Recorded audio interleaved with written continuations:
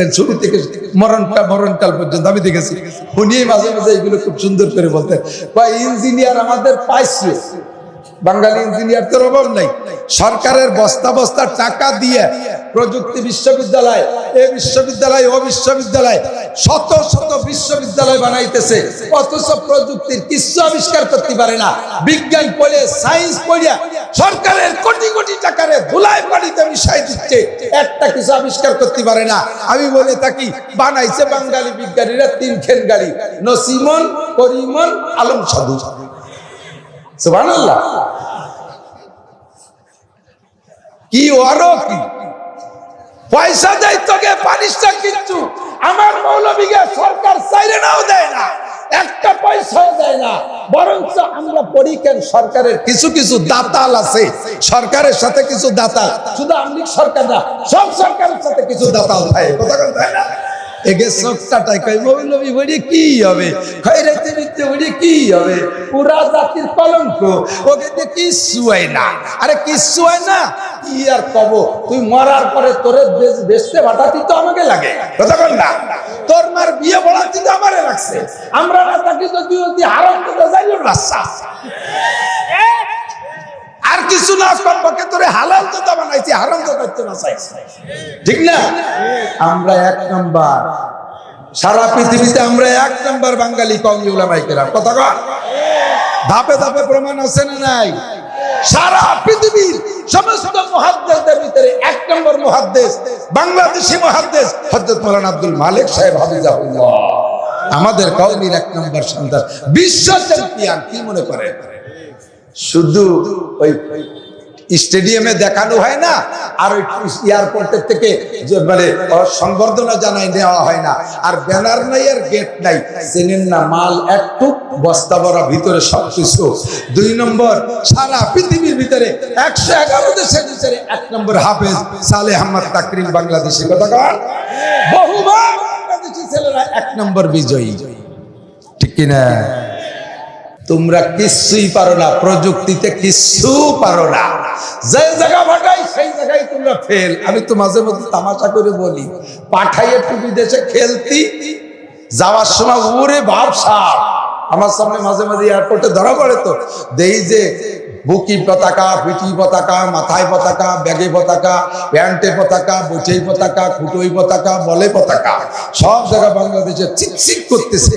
এক ঝাঁক নেতারা যাইয়া বিমানে উঠাই দিয়ে আসলো, কি ব্যাপার, এরা যাবে কোথায়? এরা প্রথম যাবে শ্রীলঙ্কা, ওখান থেকে বাংলাদেশি টাইগাররা যাচ্ছে রয়্যাল বেঙ্গলের থেকে, রয়্যাল বেঙ্গল সুন্দরবনতে বেরোয় আসছে, এখন প্রথম যাবে শ্রীলঙ্কা, ওখান থেকে হরিণ টরিণ মেরে খেয়ে তারপরে যাবে মালদ্বীপ, সেখান থেকে খেয়ে যাবে পাকিস্তান, ওখান থেকে ভারত হয়ে তারপরে আমরা এটা কিছু নিয়ে আসবে বাড়ি।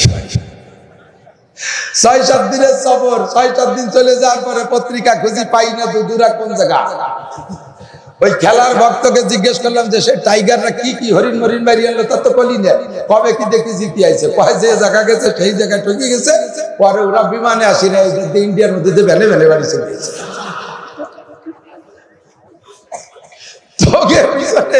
এই সরকারের লাখ কোটি টাকা খরচ করে কি হবে?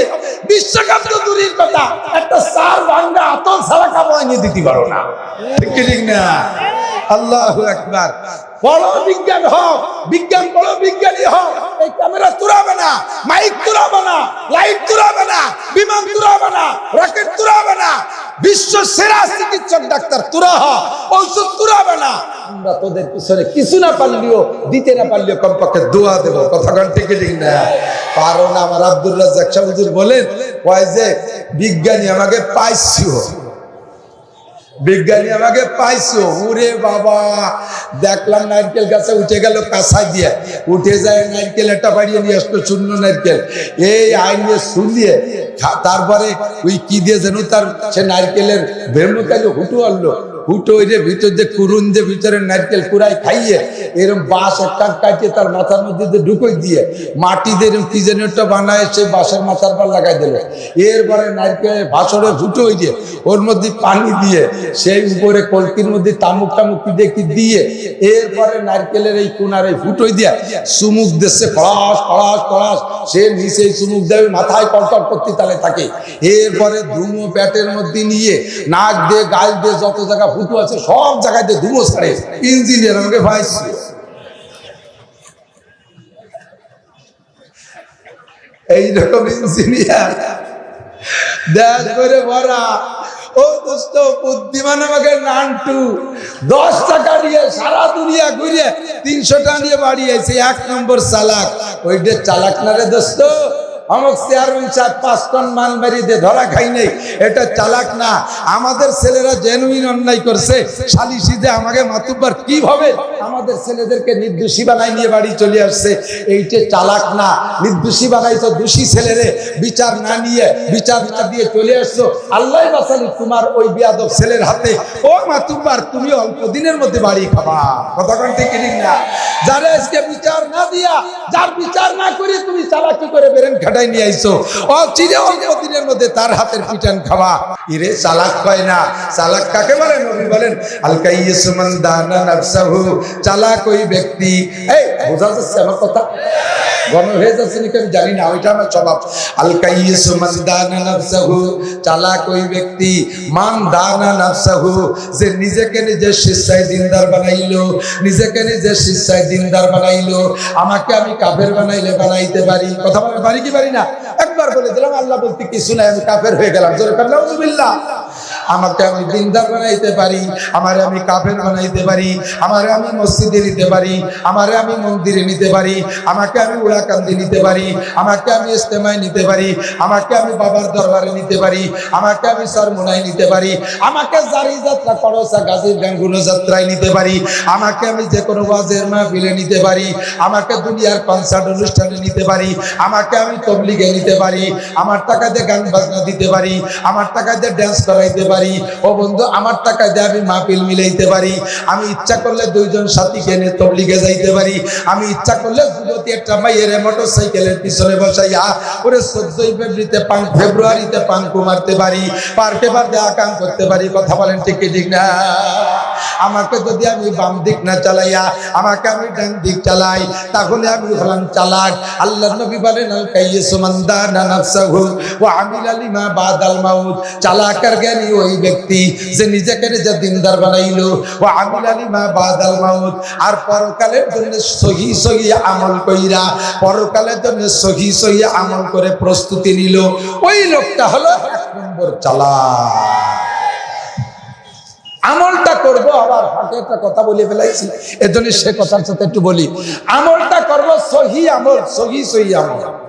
1 বস্তা আমল করছেন কিন্তু তার গলত 5 পাইরো দাম। আপনার বস্তা ভাড়ায় 1 কোটি টাকা আছে, এদিক টাকা 1 কোটি টাকা, কিন্তু টাকা সব জাল, টাকা জাল। মাল পাবেন, জাল টাকায় মাল পাওয়া যায়, জাল টাকায় জেল খাটা যায়। কথা কোন ঠিক না? জাল টাকায় জেল খাটা যায়। আবার টাকা সব জেনুইন, 1 নম্বর টাকা বাংলাদেশ সরকার বাংলাদেশ ব্যাংকেতে ছাড়ছে, কিন্তু টাকা সব কিনা যেন ফুটোইয়ে ফেলাইছে, পুড়াইয়া, পুড়া টাকা সব, কোনা নাই, নাম্বার নাই, এখানে ফুটো ওখানে ছিঁড়া। এ টাকা দিয়ে আপনারা কেউ মাল দেবে না, এটা অচল টাকা। কথা কোন ঠিক ঠিক না? আমল করছেন, নামাজ পড়ছেন জীবন বইরা, রোজা রাখছেন জীবন বইরা, ফরজ আদায় করছেন, আওয়াবিল পড়ছেন, ইশরাক করছেন, জিকির করছেন, কিন্তু ওর ভিতরে জালিয়াত আছে, ওর মধ্যে জাল আছে, ওর মধ্যে হুটু আছে, ছিড়া আছে। এগুলো পরিষ্কার কইরা আল্লাহ পাক বলেন আমা উমিরু ইল্লা লিয়াবুদুল্লাহ মুখলিসিনা লাহুদ্দিন, যে ইবাদত করবা ইবাদত কার জন্য? একমাত্র আল্লাহর জন্য, ইখলাসের সাথে। ওয়ালা ইউশরিক বিইবাদাতি রাব্বিহি আহাদা, ইবাদতের মধ্যে আল্লাহর সাথে কেউ শরীক করবা না। ইবাদত করবা আল্লাহর জন্য, নামাজ হবে আল্লাহর জন্য, রোজা হবে আল্লাহর জন্য, হজ পর্দা হবে আল্লাহর জন্য, ইনকাম করবো আল্লাহর জন্য, মসজিদ করবো আল্লাহর জন্য, টুপি পাগড়ি আল্লাহর জন্য, দাড়ি জুব্বা আল্লাহর জন্য, ফরজ দিব আল্লাহর জন্য। সমস্ত ইবাদত একমাত্র কার জন্য? এইটা পিওর হতে হবে, যদি ভেজাল না হয়। একটু এটা কথা গতানুগতিক ভাবে বলে গেলে বুঝি আছে না, ফাঁকে ফাঁকে দুই একটা জায়গা একটু টাচ দিয়ে গেলে বোঝা যায় যে আল্লাহর জন্য ছাড়া আবার অন্য কের জন্য হয় নাকি? হ্যাঁ হয়। একটা লোক দাড়ি ছিল না, মুরব্বী বুড়ো মানুষ, 60-65 বছর বয়স, হঠাৎ করে আমি এক জায়গায় ঘুরে আইছি, দেখি বেশ ভালো দাড়ি। এ দাড়ি কি নফল না ওয়াজিব? দাড়ি রাখা নফল না ওয়াজিব? সুন্নাত না ওয়াজিব? দাড়ি রাখা ওয়াজিব, দাড়ি রাখা। নবীর আমল, আল্লাহ পাকের হুকুম, নবীর হুকুম ওয়াজিব। কতিউ সুবুত জন্নিউ দালালাত, উলামায়ে কিরাম বোঝে কতিউ সুবুত জন্নিউ দালালাতের মাধ্যমে যেই মাসালা আছে তারে ওয়াজিব কয়। এই ওয়াজিব দাড়িটা সেরকম, এর নফল কইলে হবে না, এটা ওয়াজিব। এখন আপনি দাড়ি রাখছেন, জিজ্ঞেস করলাম আপনার তো দাড়ি ছিল না, এই যে কয়েকদিন যে দাড়ি দেখতেছি ভালোই তো লাগতেছে, কয় যে আর কতকাল দাড়ি না রাখি না রাখি পারবো, বুড়ো হয়ে গেছি, আর দাড়ি না রাখলে মানসি কি কয়। দাড়ি রাখছেন কার জন্য? মানসির জন্য। আপনার দাড়ি আল্লাহর জন্য রাখেন নাই, আপনি মানসি কি কয় ঠেকানোর জন্য।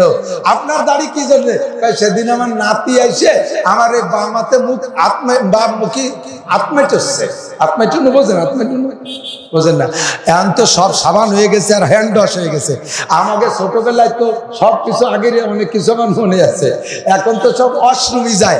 আগে আকতি যেত, ঝাড়া ফিরতি যেত, টাটকিতি যেত, পরে পায়খানায় যায়, এরপরে ল্যাট্রিনে যায়, এরপরে টয়লেটে যায়, এরপরে বাথরুমে যায়, এখন অশ্রুমি যায়।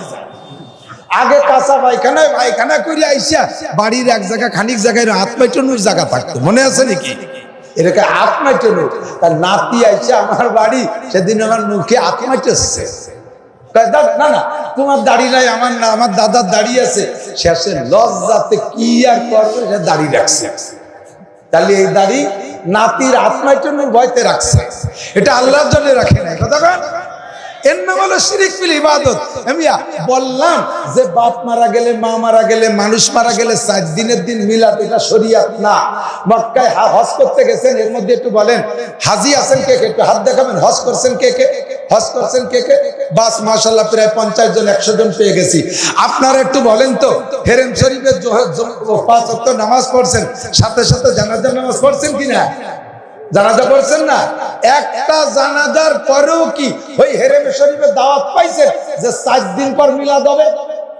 এই কথা কয় না, পাইছেন? পাইছেন?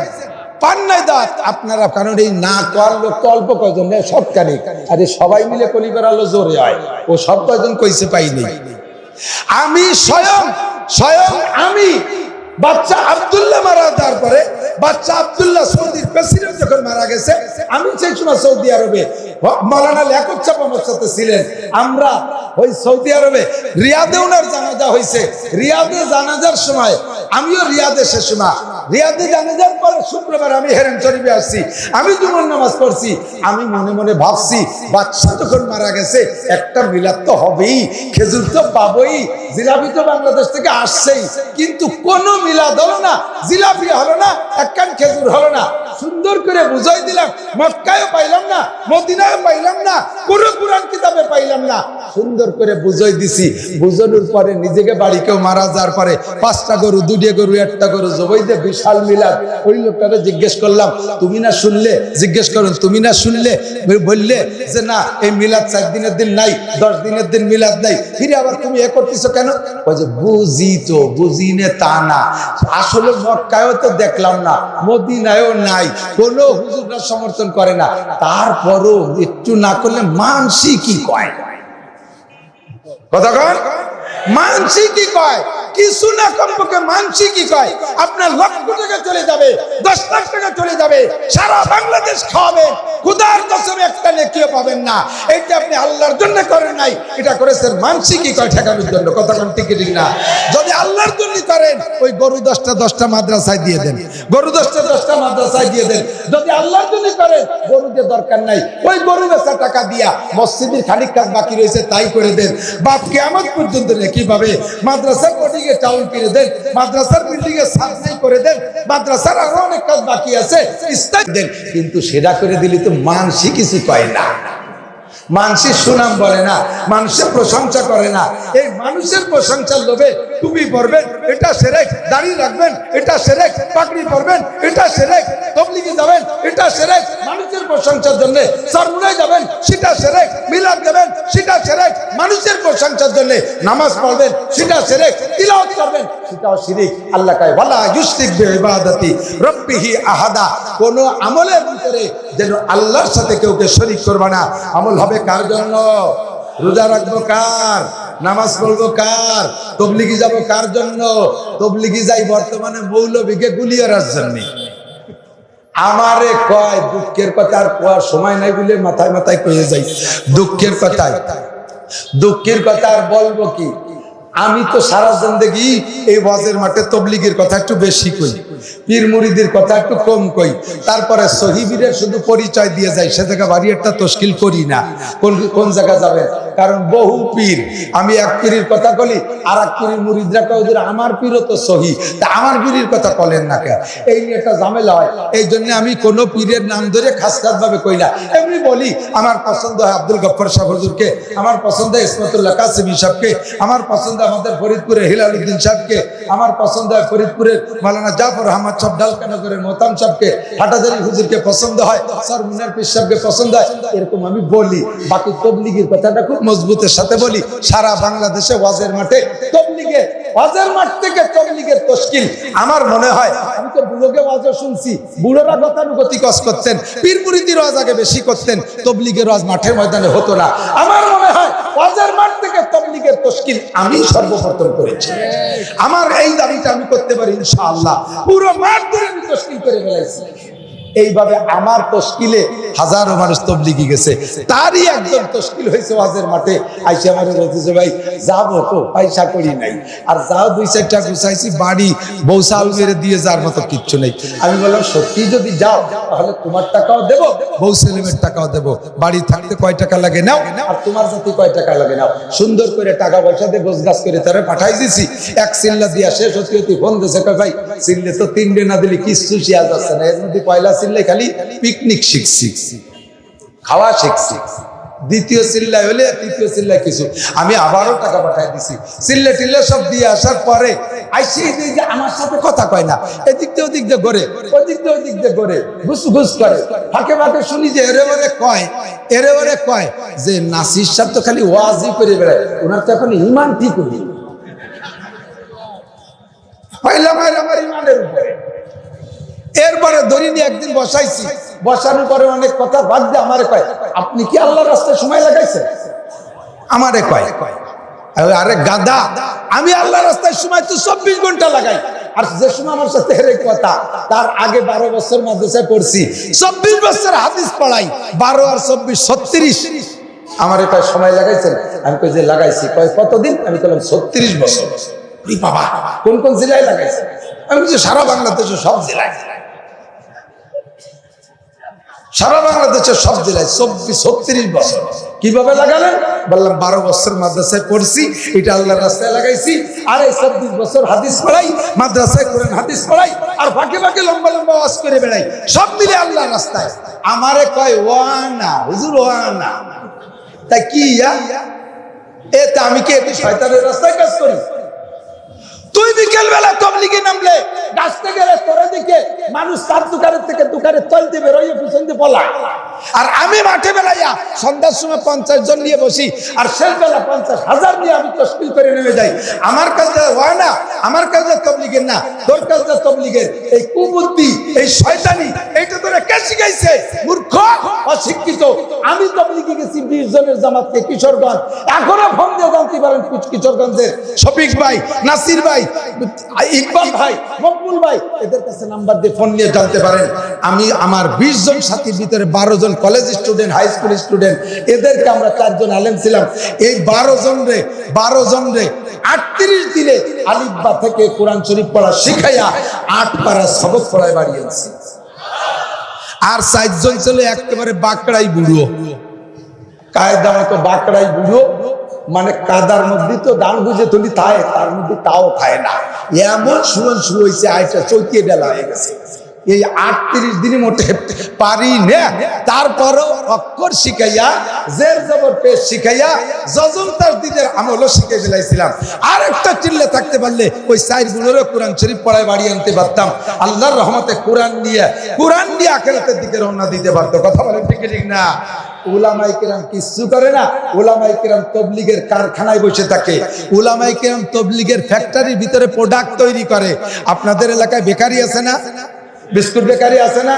বেকারির ভিতরে মাল বানায় টেকনিশিয়ান আলাদা না? আর মাল তৈরি হয়ে যাওয়ার পরে ওই মাল বক্স ভ্যানে করে গ্রামে গ্রামে দোকানে দোকানে ফেরি করে, লিখে আছে আছে আছে এই রাস্তাঘাটে বক্স ভ্যানে করে যে মাল বিস্কুট কেক টেক ফেরি করে বেড়ায়, ওর উপরে ঝড় বৃষ্টি রোদ খরা ইত্যাদি ইত্যাদি, দোকানদারদের সাথে গ্যাঞ্জাম কিলি মারামারি সব কিন্তু ওকেই করা লাগে, ঠিক না? এই যত জয় ঝামেলা সব মোকাবেলা ওকে করা লাগে। আর যারা মাল বানায় ওরা ঘন্টা 2-3 বানাইয়ে এরপরে ভিতরে যে ফ্যান চালায়, যে এসি রুমে 4-5 দিক দিয়ে টান হয়ে শুয়ে থাকে, আরামে নাক দিয়ে ঘুমায়, ওরা ফেরিয়ে নিয়ে এগে কাছে টাকা দেয়। পরদিন ফেরিয়ে পরে আইসে ওকে মাথার মধ্যে কোন শয়তান যেন কি ঢুকাইছে যে দেখ তোরাই যত যুদ্ধবিগ্ন তোরা করিস, যত মারামারি তোরা করিস, জ্বর তখন তোকে করতে যায়, এই টাকা পয়সা কালেকশন করে আনিস তোরা, উল্টা 2 ঘন্টা মাল বানাইতে দেখ নাক দিয়ে ঘুমোস। কত বড় বেইনসাফি। আবার তোকে বেতন 5,000, ওকে বেতন 30,000, কত বড় বেইনসাফি। তোরা আন্দোলন কর। এখন এই ভ্যান চালানিওয়ালারা যদি আন্দোলন করে টেকনিশিয়ানদের এগেনস্টে, যাহা হুন্ডা এরকম 2 ঘন্টা মাল বানাইয়া আরামসে ঘুমায় থাকবে, আর আমরা মারামারি হাঙ্গামা করে বেড়াবো, আর টাকা আনি দেবো, তাই দিয়ে রাস্তার সাথে ঘুমাবে, এসব হবে না, আমরা মানি না, মানবো না। এরপরে এই যদি কয়, তাহলে টেকনিশিয়ানরা যদি বলে দেয় তোর মতো ফেরিয়ালার দরকার নাই, মাল বানায় এই জায়গা থবো, যার দরকারে সে এসে নিয়ে যাবে। তোরে যদি গেটি গুল্লি দিয়ে ছাড়িয়ে দেয়, তাহলে তুই কামাই রেখাবি কোন জায়গা? কতক্ষণ টিকিট না, তুই কামাই করবি কোন জায়গা? মাদ্রাসার উলামায়ে কেরাম মাদ্রাসায় বইসা প্রোডাক্ট তৈরি করে, নামাজের ফরজ বানায়, নামাজের ওয়াজিব বানায়, সুন্নাত আবিষ্কার করে, মুস্তাহাব আবিষ্কার করে, বিদআত কোথায় খুঁজে খুঁজে বলে, এই সমস্ত মাল প্রোডাক্ট বানায় দেশে। ফাজাইলে আমালের মধ্যে 1 গান দিয়ে দেশে, তাবলীগি নিসাবের মধ্যে 1 গান দেশে, ফাজাইলে সাদাকাতের মধ্যে 1 গান দেশে। একটু বেশি আয় যা, একটু বেশি আয়, তা বেশি যে যদি তোর রোজ খরাই খারাপ লাগে, বাইরে তুই যা, আমার এই জায়গা থাকবে মাল, যার দরকার হয় সে আমার মাল নিয়ে যাবে। কতক্ষণ ঠিক না? সে জায়গা যাইয়ে কয় টেকনিশিয়ান লাগে কোন সাগে, ওই ইঞ্জিনিয়ার লাগে কোন সাগে, ওষুধ বেশি বেড়াই ব্যবসা করে। যদি ওষুধের কেমিস্ট যারা আছে, কেমিস্ট বিজ্ঞানী যারা আছে, তারা যদি ওষুধ না বানায়, তাহলে তুই বক্সে করে কি বেশি বেড়াবি? ওলামায়ে হাক্কানি দেওবন্দি জায়গায় বইসা, আরে জাকারিয়া রহমাতুল্লাহ আলাইহি লিখে দিয়েছে ফাজাইলে আমাল, জাকারিয়া রহমাতুল্লাহ আলাইহি লিখে দিয়েছে ফাজাইলে সাদাকাত। খুঁজে দেখেন জাকারিয়া রহমাতুল্লাহ আলাইহি জীবনেও একটা বারের জন্য 3 দিনের জন্য তাবলীগে যাই নাই, 3 দিনের জন্য যাই নাই। উনি কয় আমি তাবলীগে গেলে হাদিস পড়াবে কিনা? পারলি তুই হাদিস পড়া, আমি তাবলীগে যাচ্ছি, আয় তুই বুখারী পড়া। কথা কয় পারলি তুই বুখারী পড়া। ও দোস্ত, হিট দিচ্ছি না, সাবধান থাকবেন, ইমানকে ঠিক রাখবেন। ওলামায়ে হাক্কানি যতক্ষণ দুনিয়ায় আছে, ততক্ষণ দিন দুনিয়ায় আছে। মাদ্রাসার শিক্ষা বাদ দিয়া সারা দুনিয়ার সমস্ত মানুষ যদি তাবলীগ করে বেড়ায়, তবুও দিনকে সহিভাবে ধরে রাখতে পারবে না। ইহুদিদের ঝড় আসছে, নাসারাদের ঝড় আসছে, কাদিয়ানি ঝড় আসছে, হিজবুত তাওহীদের ঝড় আসছে। এদের জবাব জীবন ভরে তাবলীগ করে দিতে পারবে না, এদের প্রশ্নের জবাব জীবন ভরে তাবলীগ করে দিতে পারবে না। তাদের সাথে মোকাবেলা করতে হলে আহলে হক দেওবন্দি হক্কানি উলামায়ে কেরামই লাগবে। কতক্ষণ ঠিক না? আমরা তাদের সাথে তাবলীগ করব, আমরা দিন করলে তাদের সাথে করব, তাবলীগ করলে তাদের সাথে করব, আমল শিখলে তাদের থেকে শিখব। তারাই আমাদের রাহবার, তারাই আমাদের পথ প্রদর্শক। ঠিক ঠিক না? সহি আমল শিখে পারেন, আল্লাহ নবী বলেন তাহলে তুমি চালাক, তাহলে তুমি জ্ঞানী। আল কাইয়িসু মান দানা নাফসাহু ওয়া আমিলা লিমা বাদাল মাউত। 2-3টা আমল একটু আমি সহজে কয়ে দেই। আল্লাহ কা ইউরিদুল্লাহু বিকুমুল ইউসরা ওয়া লা ইউরিদু বিকুমুল উসরা। আল্লাহ বলেন লা ইউকাল্লিফুল্লাহু নাফসান ইল্লা উসআহা, লা ইউকাল্লিফুল্লাহু নাফসান ইল্লা উসআহা। আল্লাহ পাক বলেন আমি সর্বক্ষেত্রে সহজ মাসালা শিখাই, সর্বক্ষেত্রে সহজ মাসালা শিখাই। একেবারে আসান, যেখানে তোমার কঠিন হবে সেখানে আমি সহজ ব্যবস্থা রেখেছি। মাগরিবের নামাজের পরে আমি একটা আমল শিখিয়ে দিই, আমার দিক কেন হতে হবে না। মাগরিবের নামাজের পরে সালাম ফিরানোর পরে সর্বপ্রথম দুনিয়াবি কথাবার্তা বলা ছাড়া এমনি দৈনন্দিন 5 ওয়াক্তের যে আমল আছে সালাম ফিরানোর পরে সেটা করবেন। তাছাড়া মাগরিবের পরে দুনিয়াবি কোনো কথা কাজের আগে আল্লাহুম্মা আজিরনি মিনান নার 7 বার। কয়বার? একটু বলেন আল্লাহুম্মা আজিরনি মিনান নার। কয়বার? 7 বার। আপনি যদি মাগরিবে পড়েন ফজরের আগে মারা গেলে আপনার কবর আযাব মাফ। মাগরিবের ফজরের নামাজ পড়ি আবার কথা বলার আগে এই 7 বার পড়বেন। সন্ধ্যা পর্যন্ত মারা গেলে কবর আযাব মাফ। আপনি আল্লাহুম্মা আজিরনি মিনান নার 7 বার পড়ার পরে এরপরে আপনি 3 বার পড়বেন রাদিতু বিল্লাহি রাব্বান ওয়া বিল ইসলামি দীনান ওয়া বি মুহাম্মাদিন নাবিয়্যান সাল্লাল্লাহু আলাইহি সাল্লাম। এই 3 বার পড়লে ফজরে মাগরিবে যদি আপনি দিনের রাতে মারা যান, আপনাকে মুনকার নাকির সালেহ জব আসান করে দেওয়া হবে। সুবহানাল্লাহ। মারা যাবেন আমল করতে। এরপরে ফজরে মাগরিবে আপনি আউযু বিল্লাহি সামিউল আলিম মিনাশ শাইতানির রাজিম 3 বার। ভেরি ভেরি ইম্পর্টেন্ট, এখন ছেড়ে দেবো। ভেরি ভেরি ইম্পর্টেন্ট একটা মাসালা আমি আপনাদেরকে বলবো। উলামায়ে হযরত সাক্ষী, পরিষদের যোগ্য উলামায়ে কিরাম সাক্ষী। ফজর বাজার মাগরিব বাদ সূরা হাসরের শেষ 3 আয়াত পড়ি না? কিভাবে পড়ি? আউযু বিল্লাহি সামিউল আলিম মিনাশ শাইতানির রাজিম 3 বার। এরপরে বিসমিল্লাহ নাই, এরপরে বিসমিল্লাহ নাই। বলবেন বিসমিল্লাহ পড়লে দোষটি, বিসমিল্লাহ কি খারাপ জিনিস? বিসমিল্লাহ ভালো জিনিস, কিন্তু নবী যদি বিসমিল্লাহ কোন জায়গায় না পড়ে সেই জায়গা পড়লে খারাপ জিনিস। কথা কয় না? মাগরিবের নামাজ ভালো না মন্দ? একটু কথা কন। মাগরিবের ফরজ নামাজ ভালো না মন্দ? কয় রাকাত? মুহাব্বত করে যদি 4 রাকাত পড়ে ফেলি হবে? চতুর্থ রাকাতে সূরা বাকারা পড়ছেন 2.5 বার, সুবহান রাব্বিল আযীম 39 বার, সিজদায় আলা মারি দিয়েছেন 41 বার। একেবারে 100% ধ্যান খেয়ালের সাথে 4 নম্বরের রাকাত মিলিয়ে দিয়েছেন। এটা আগের 3 রাকাতের চাইতে বেশি সুন্দর করে পড়ছেন। এই 4 নম্বর রাকাত নামাজ হবে? নামাজের চাইতে ভালো ইবাদত নাই। রুকু শ্রেষ্ঠ, কিরাত শ্রেষ্ঠ, সিজদা সবচাইতে শ্রেষ্ঠ ইবাদত। সেই নামাজ 4 নম্বর রাকাত পড়লে হয় না, কারণ নবী ওভাবে পড়তে বলে নাই, নবী ওভাবে পড়ে নাই। রমজানের রোজা ফরজ না নফল? কথা কন। 30 রোজা রাখার পরে ঈদ, আপনি ঈদের রাত্রেও সেহরি খাইয়া সারাদিন খান নাই, রোজা রাখছেন ঈদের দিন। সন্ধ্যের সময় আল্লাহরে কইতেছেন, আল্লাহ দেখছো তুমি আমারে দেখলে, সারা দুনিয়ার সবাই খাই বেড়াচ্ছে, আজকে খাওয়ার দিনও আমি খাই নেই, তাহলে আমার রোজাটা কত তোমার পছন্দনীয় হওয়া দরকার। আল্লাহ আমার এই রোজার প্রতিদানে তুমি কি দিবা আমারে কও। যেদিন সবাই খেয়ে বেড়াচ্ছে আমি সেদিন খাইলে রোজা রয়েছি, দেখছো আল্লাহ আমি কত মুজাহাদা করছি, তুমি আমারে কি দিবা? আল্লাহ কয় তোরে জুতো দিয়ে 2 বাড়ি দে। 6.5 এত আজকে রোজা থাকতে কইছে কিনা? বিয়ের দিন আপনার মাইয়ে বিয়ে, জামাই আসবে, 500 বরযাত্রী আসবে, বরযাত্রীদের জন্য লোকাল খানা, জামাইয়ের জন্য একটু পার্সোনাল খানা হয় না প্রাইভেট, সবাইরে একটু প্লেটে দেয়, জামাইরে দেয় তবলিগির খুঁজছে বইরে, ঠিক না? আস্ত ছাগলেরটা বোনা করে জিব্বে সবাই কাইতে কামলা দিয়ে কাইতে রয়েছে ছাগল, আইডিয়া শিং শুদ্ধ একটা উঠাইতেছে মাথা, ঠিক না? এত বড় বড় ডিম, এক ডিম পারতে 2 মুরগি লাগে। এ কোন জায়গাতে জোগাড় আর আল্লাহ জানে। 40 প্রকারে ফিটে কচুরি ডেক দিয়ে পিঠে বানাইছে। এ সব জামাই আজকে যা খাকার না খা খুশি করবে। এখন সবাই আইসে ধুমসা খাচ্ছে, জামাই খাই না। শ্বশুর কাছে যে কি বাবা খাও না কে? বাবা আমি রোজা।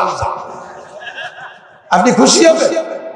গোলামের ভাই গোলামের সাল আমার বাড়ির খা সবাই শকুনের মতো খায়, তুই এলা আজকে চিমকেশ, তোর আজকে রোজা থাকতে কইছে কিনা? Same quality. আল্লাহ কয় 30 দিন রোজা রইছিস, আজকে আমার মেহমানদারের দিন, তুমি আজ রোজা তোরে দেব জম্মের দেয়া নিকাই, সুজা বানায় ফেলবো ভালো ইয়ে, ঠিক কি ঠিক না? যেখানে ইবাদত যেমন সেখানে কেমন করেন নাম ইবাদত। আল্লাহুল্লাহি পড়ার ব্যাপারে উলামা মুহাদ্দিসিন হাজির।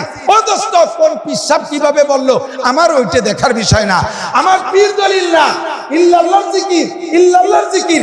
আমার জানিয়ে জ্ঞানজাম, তা আমার করার দরকার কি? জানিয়ে জ্ঞানজাম না আমি তাই করি, লা ইলাহা ইল্লাল্লাহর মধ্যে কোনো জ্ঞানজাম নাই। কথা বলেন ঠিক কি ঠিক না? ইল্লাল্লাহর দলিল দিতে যাইয়া কোনো সহি দলিল খুঁজে পাওয়া যাবে না, জোড়া তালি দিয়ে দলিল দেয়া লাগে। ওয়া জাইজা তারাজা তাসাকাসা, জানিয়ে ঝামেলা তা বাদ দেই ভালো। আল্লাহুল্লাহি এ পড়ার আগে বিসমিল্লাহ নাই, আউযু বিল্লাহি সামিল আলিম মিনাশ শাইতানির রাজিম 3 বার পড়েই আল্লাহুল্লাহি পড়বেন। 70,000 ফেরেশতা নেকি লিখবে, 70,000 ফেরেশতা আপনার জানাজায় হাজির থাকবে। আল্লাহ পাক রব্বুল আলামিন আমাদের এই ছোট আমল আল্লাহ আল্লাহ 8টা বাজে গেছে।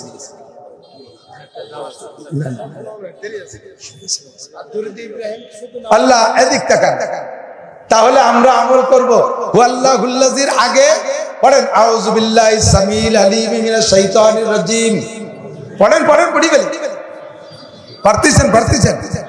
আউযু বিল্লাহি সামিল আলিম মিনাশ শাইতানির রাজিম, আউযু বিল্লাহি সামিল আলিম মিনাশ শাইতানির রাজিম। এরপর এরপরে হুয়াল্লাহুল্লাযী শেষ পর্যন্ত পড়বেন ইনশাআল্লাহ। এইটাই হলো সহিহ আমল। কথা বলেন ঠিক কি ঠিক না? নামাজের পরে ভাই আরেকটা আমল বলি, 5 ওয়াক্ত ফরজ নামাজের পরে আয়াতুল কুরসি, নড়াচড়া করেন না, আয়াতুল কুরসি একবার যদি পড়েন, হাদিসে পরিষ্কার সহিহ হাদিস, আল্লাহ নবী বলেন 5 ওয়াক্ত ফরজ নামাজের পরে আয়াতুল কুরসি যেই লোকটা পড়ে ওই লোকটার বেহেশতে যাওয়ার জন্য মরণ শুধু বাধা, মরতে যে দেরি তার বেহেশতে পাইতে দেরি নেই। সুবহানাল্লাহ। পাশাপাশি আরেকটা ফজিলত আয়াতুল কুরসি, সেটা হলো আপনি রাতের বেলা যখন ঘুমাবেন আয়াতুল কুরসি পড়ে ঘুমাবেন, আপনার দুনিয়া যে জায়গা যে মালামাল আছে সমস্ত মালের পাহারাদারি করবে আল্লাহ ফেরেশতা দিয়া। সুবহানাল্লাহ। একবার বাইতুল মালে যাকাতের মাল আসছে, বেশ অনেক মাল আসছে, সন্ধ্যার একটু আগে আসছে।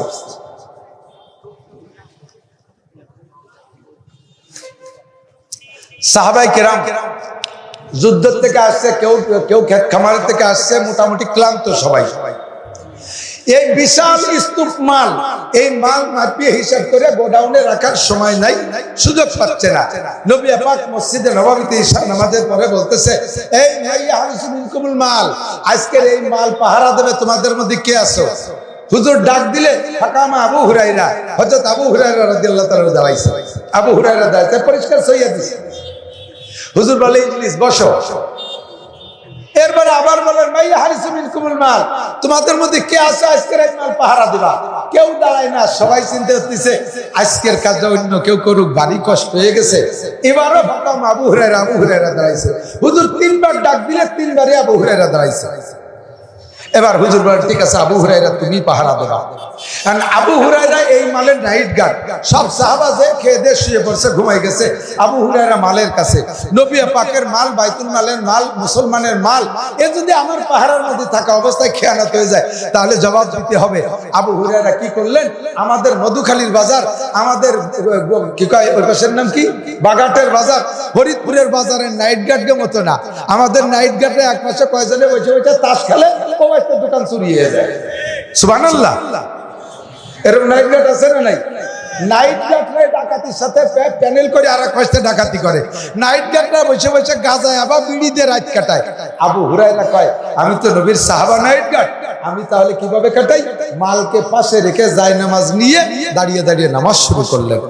অনেকক্ষণ নামাজের পরে একটু ক্লান্তি লাগছে, ঘুমায় একটু খারাপ লাগতেছে, বসে কিছুক্ষণ জিকির করছে, জিকিরের পরে একটু কষ্ট লাগতেছে, বসে বসে মুরাকাবা করতেছে।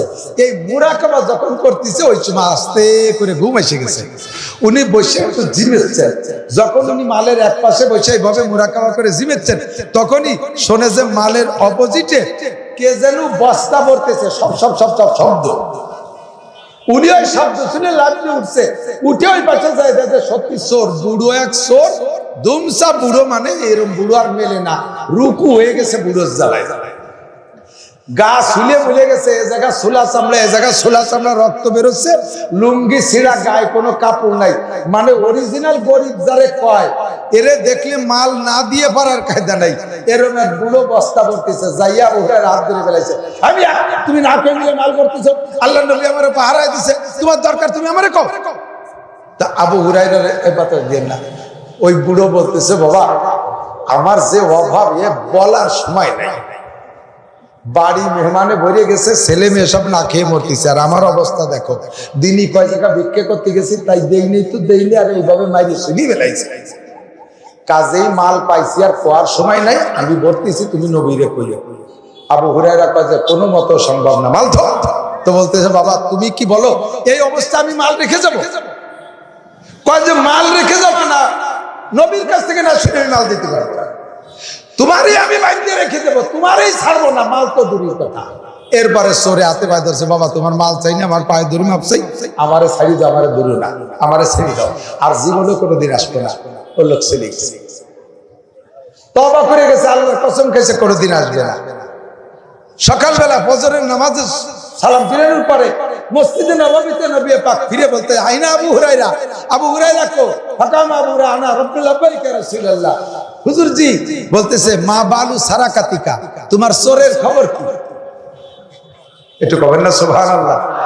আবু হুরায়রা 8টার ধরে গেছে দেয়া দেখেছে কয় কি আমি যখন নবী সেই সময় ঘুমাই চোর যে সময় চুরি আর সালে রাত 2টা 3টার সময় হুজুর কি করে বসলো কয়েছে হুজুর যখন বলছেন চোরের কি খবর অবশ্যই জানেন নিশ্চয় আল্লাহ আপনারা জানাইছে তবে ও চোর আর জীবনে কোনোদিন আসবে না ওরে যেভাবে আমি ধরছিলাম বাইন্ধেই ফেলতে গেছিলাম ও কসম খেয়ে গেছে আর আসবে না হুজুর বলেন সাইয়া গদান আগামীকালও আসবে।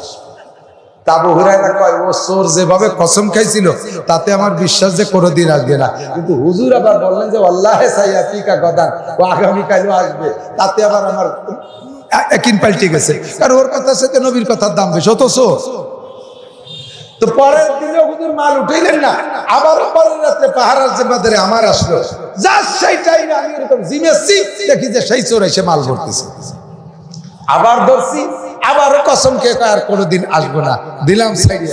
সকালবেলা আবার নবী কয় কি খবর চোরের?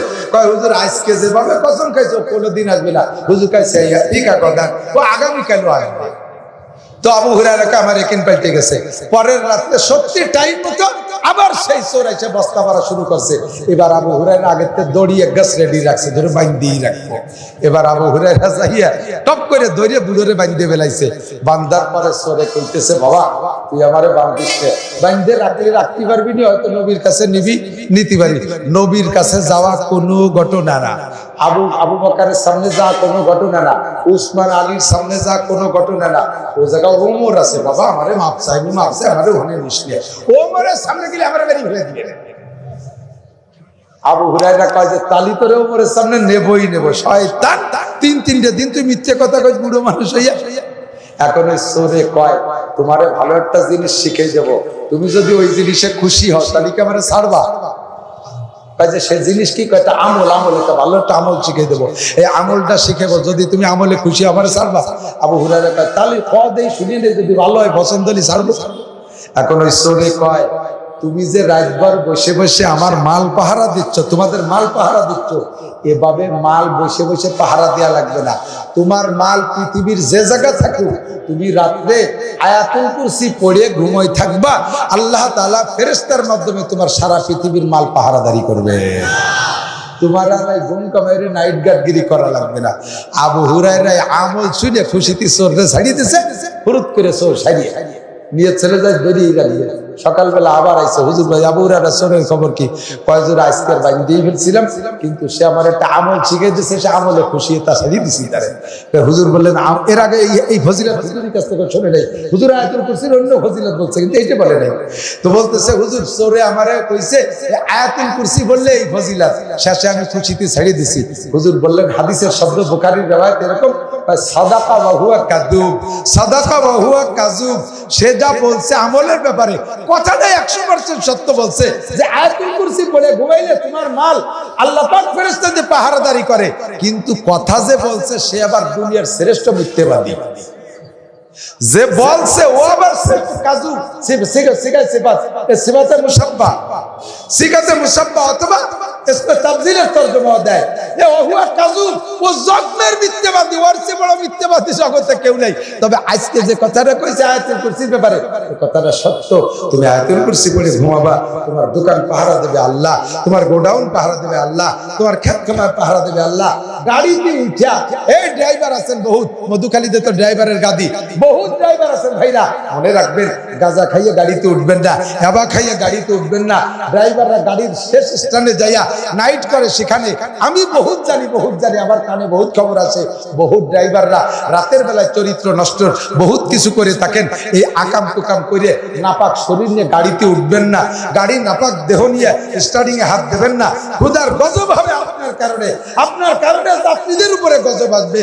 পাকসাক হইয়া গোসল করবেন, পবিত্র হইয়া ফজরের নামাজও পড়বেন, সুন্দর করে গাড়িতে উঠা দোয়া পড়বেন, সুবহানাল্লাযী সাক্কারা লানা হাদা ওয়া মা কুন্না লাহু মুকরিনিন ওয়া ইন্না ইলা রাব্বিনা লামুনকালিবুন। পড়ে ফেলেন না দোয়াটা, মুখস্থ করেন, মেলা সময় লাগবে না। এরপরে সম্ভবত 19 নম্বর পারা আয়াত আসছে, বিসমিল্লাহির রহমানির রহিম, ওমা কদারুল্লাহ হাক্কা কদরিহি ওয়াল আরদু জামিআন কবজাতুহু ইয়াওমাল কিয়ামাতি মাতবিয়াতুম বিয়ামিনি সুবহানাহু ওয়া তাআলা আম্মা ইউশরিকুন। 3 নম্বরে আয়াতুল কুরসি পড়বেন। আয়াতুল কুরসি পারলে 3 বার, না হয় 1 বার। এরপরে 4 নম্বর আমল, পারলে যে কটা বলতেছি সব কটা, না পারলে যে কোনো একটা, লাস্টেরটা সবাই করতে পারবেন। সেটা হলো বিসমিল্লাহির রহমানির রহিম কুল ইয়া আইয়ুহাল কাফিরুন, বিসমিল্লাহির রহমানির রহিম ইজা জা নাসরুল্লাহ, সূরা বিসমিল্লাহির রহমানির রহিম কুল হু আল্লাহ, বাদ গেছে কোনটা? তাব্বাতে দার বলি নেই। বিসমিল্লাহির রহমানির রহিম কুল ইয়া আইয়ুহাল কাফিরুন, বিসমিল্লাহির রহমানির রহিম ইজা জা, বিসমিল্লাহির রহমানির রহিম কুল হু আল্লাহ, বিসমিল্লাহির রহমানির রহিম কুল আউযু বিল ফালাক, বিসমিল্লাহির রহমানির রহিম কুল আউযু বিরাব্বিন নাস। এই নাস পড়ার পর আরেকবার বেশি করে পড়বেন বিসমিল্লাহির রহমানির রহিম। 5 সূরা 6 বিসমিল্লাহ। এভাবে পড়ে গাড়ির স্টার্টিং করেন, যাত্রীরা গাড়িতে ওঠেন, ড্রাইভাররা গাড়ি নেন, সুপারভাইজার দোয়া পড়েন, হেল্পার দোয়া পড়েন, ইনশাআল্লাহ লাইনে 100 গাড়ি যদি অ্যাক্সিডেন্ট করে, ফাঁকে একটা গাড়ি হলেও আল্লাহ তাআলা আপনার গাড়িটাকে বাঁচায় দেবে। গাড়ি অ্যাক্সিডেন্ট করে সব মানুষ মারা গেলেও আল্লাহ তাআলা আপনাকে হেফাজত করবে। একটু কামল শেখা যাবে না? একটু কামল শেখা যাবে না? একটু করে ফেলেন। গাড়িতে উঠে গান চালায় দেন, গাড়িতে উঠে ক্যাসেট চালায় দেন, গাড়িতে উঠে মুমতাজ মনির খান আলমগীরের গান, গাড়িতে উঠে ছবি চালায় দেন। এর ভিতরে কোনো রহমত থাকে না, খুদার গজব অবিরাম তার উপরে নাজিল হতে থাকে। আল্লাহ পাক আমাদের সহজে আমলগুলো করার তৌফিক দান করে। সবাই বলে আমিন। তাহলে আয়াতুল কুরসিটা ঠিক আছে তো? আয়াতুল কুরসি আর 5 সূরা 6 বিসমিল্লাহ, সহজে সহজে ছোট ছোট আমল করলে জান বাঁচবে, মান বাঁচবে, মাল বাঁচবে, ঈমান বাঁচবে আল্লাহর রহমতে। আর একটা ছোট্ট আমল শিখিয়ে দেই, যেটা সকলে আমল করতে পারবেন। মাঝে মাঝে বলি, ইউরিদুল্লাহু বিকুমুল ইউসরা ওয়ালা ইউরিদু বিকুমুল উসর। আল্লাহ তাআলা সহজ আমল শিখিয়ে দিয়েছে। তাহাজ্জুদ পড়নে ওয়ালা যারা, নিয়মিত শেষ রাতে যারা তাহাজ্জুদ পড়ে, আল্লাহ তাআলা তাদেরকে কিয়ামতে বিনা হিসাবে জান্নাতে দিয়ে দেবে। বলবেন, আল্লাহ আমি তো কৃষক মানুষ, দিন ভরে খেত খামার করিয়া এরপরে বিছানায় শুলি অজ্ঞান হয়ে যায়, আর উঠতে পারি না ফজর ছাড়া, আমি কি উঠতে পারি? আল্লাহ নবী সাল্লাল্লাহু আলাইহি ওয়াসাল্লাম সহজ একটা পরামর্শ দিয়েছে, তোমার সহজ তাহাজ্জুদ, ঈশার ফরজ 4 রাকাত পড়বেন, ঈশার ফরজ 4 রাকাত, তারপরে সুন্নাত 2 রাকাত, ফরজ 4 রাকাত, সুন্নাত 2 রাকাত, এরপরে বেতেরের আগে পারলে 12 রাকাত, না পারলে 10, না পারলে 8, না হয় 6, না পারেন 4, সর্বনিম্ন 2 রাকাত নামাজ তাহাজ্জুদের নিয়তে। অনেকে কাজে হালকি নফল বসে বসে, না না না, যে কোনো নফল বসে পড়লে অর্ধেক নাকি, দাঁড়াই পড়লে ডবল নাকি। আপনি দাঁড়িয়ে 2 রাকাত নফল পড়া, এরপরে আপনি বেতের নামাজ পড়ে শুয়ে থাকবেন, নিয়ত রাখবেন শেষ রাতে উঠতে পারলে আবারও পড়বো তাহাজ্জুদ, উঠতে পারলে আবার পড়েন, দোষ নাই। যদি কোনোদিনও উঠতে না পারেন, সারা জীবন এইভাবে তাহাজ্জুদ পড়েন, তাহলেও আপনি কিয়ামতে নিয়মিত শেষ রাতে তাহাজ্জুদ পড়নেওয়ালাদের মতোই তাদের সাথে একসাথে জান্নাতে চলে যেতে পারবেন। একটা সহজ ব্যবস্থা হয়েছে কিনা কথা মনে হয়েছে না? নিয়মিত তাহাজ্জুদ পড়া যাবে না ইনশাআল্লাহ? এইভাবে পড়া যাবে তো ইনশাআল্লাহ? আগামী বছরের থেকে শুরু করবেন ইনশাআল্লাহ। হ্যাঁ, যে 1 বছর পরে আজকের থেকেই শুরু করা যায়, ঠিক না? তবে আজকে তো ওয়াজের মাঠ, এইভাবে পড়তে গেলে সময় লেগে যাবে। ইনশাআল্লাহ আগামীকাল থেকে ইনশাআল্লাহ, ঠিক আছে না? আর একটা কথা আমি পরামর্শ দিই, সুন্দর করে একটা কথা, 2টি কথা মনে হচ্ছে এই জায়গায়, 2টি কথা এদিক থাকার। একটা কথা হলো, আল্লাহ 2টি কথা যেটা জানতে চলে গেছে, একটা হলো মনে করছে মাহফিলের সময় ওয়াজের পরে ওলামায়ে কিরাম খেয়াল রাখতে হবে, মাগরিবের নামাজ বা ঈশার নামাজ পড়ার পরে, ফরজ নামাজ পড়া হয়ে যাওয়ার পরে মাইকে বলে, জোরে বলে যে নফলের নিয়ত করবেন না, নফলের নিয়ত করবেন না। হ্যাঁ, নফলের নিয়ত করবেন না কেন? এই নফল নামাজের পরিবর্তে যদি ওয়াজে যে বসেন, একটা মশালা শোনেন, তাহলে 60 বছর নফল নামাজের চাইতে দামি। কাজেই নফল পড়তে যাইয়ে ওই দামের থেকে লস করেন না, এই জন্যই নফল পড়তে নিষেধ করে। কিন্তু নফল কি? নফল যা পড়তে নিষেধ করতেছে সে নফল কি জিনিস? নামাজ। বলেন নফল কি? কি পড়তে নিষেধ করতেছে? নফল নামাজ, নফল নামাজ। আর নামাজ একটা ইবাদত, ভাষার কৌশল দিয়ে আপনি এড়ায় যাবেন। কেন আপনি নামাজ থেকে নিষেধ করবেন? আপনি নামাজ নিষেধ করার কে? নামাজ পড়বে, রুকু দেবে, সিজদা করবে, আল্লাহকে খুশি করবে, আপনি নামাজ শেখাবেন কেন? কিন্তু প্রয়োজনের খাতিরে এই সময় নামাজ পড়তে ঠেকানো লাগতেছে, কাজেই ভাষাটা দেবেন অন্যভাবে, যাতে বোঝা না যায় যে নামাজ থেকে বান্দাকে ঠেকাচ্ছে, নামাজ থেকে বান্দাকে বিরত রাখতেছে। বলবেন শুধু সুন্নত পড়েই বসে যাবেন, শুধু সুন্নত পড়েই বসে যাবেন। এর দ্বারা কি হয়ে গেছে? নফল পড়বেন না, এ কথাটা হয়ে গেছে না? কিন্তু যদি বলেন নফল পড়বেন না, তাহলে আল্লাহ বলবে তুই নফল ঠেকানোর কিনা? আমার বান্দা আমার সিজদা দেবে, তুই ঠেকাস না। একটা ইবাদতকে ডাইরেক্ট নিষেধ করা হয়, এটা ভাষাগত ত্রুটি, ওভাবে না বলে। একজনে বলবেন তুমি মিথ্যে কথা বলেছো, দেখবেন ওই লোকটা হিট হয়ে যাবে। ওই লোকটারে বলবেন তুমি অসত্য বলেছো, তুমি মিথ্যে কথা বলেছো, এরও যে তর্জমা, তুমি অসত্য বলছো তারও সেই তর্জমা। যদি বলেন তুমি মিথ্যে বলেছো, দেখবেন রাগ হয়ে যাবে। যদি বলেন তুমি অসত্য বলছো, তখন কিন্তু অত রাগ হবে না। তর্জমা কিন্তু একই, তর্জমা একই, ঠিক না? এই একটা কথার দিক খেয়াল রাখবেন।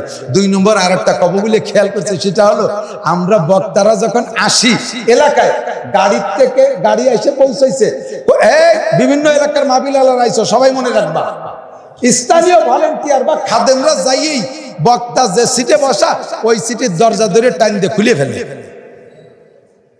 দরজা ধরে টাইম দিয়ে গেট খুলে ফেলে। এই কাজটা করবেন না, এই কাজটা করবেন না।